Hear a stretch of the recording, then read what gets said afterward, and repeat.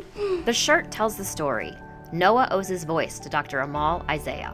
This story with Noah was particularly amazing because it happened on his very first day here as an attending. And he showed up, did what needed to be done, and literally saved Noah's life. 5:30 in the morning, my phone rang, and one of our residents called me and said, we have a child who is few hours old and is in pretty significant respiratory distress. I headed straight to the operating room. Noah was lying on the operating table, and the anesthesiologist was trying to ventilate the baby, provide oxygen, but when I looked at him, I knew there was trouble because he was beginning to turn blue. I could not see the airway. I could not see the voice box, which I was so used to seeing in the procedures that I had done before. So it begged the question, what is it? It was a rare saccular cyst, which occurs in about 1 in every 100,000 births.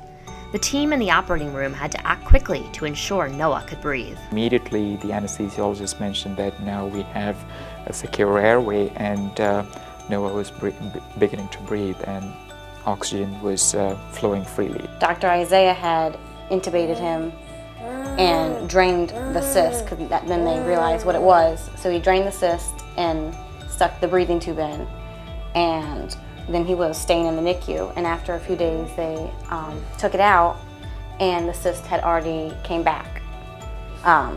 So they put the breathing tube back in, and then a day or so later, they went in and cut the cyst out. It took a year and a total of 4 operations, including the placement of a tracheostomy so that Noah would be healthy. At some point of time, I decided it was time to go ahead with a formal operation to reconstruct his voice box, but also take the tracheostomy out. We planned on this extensive operation called laryngotracheal reconstruction, which essentially means we have to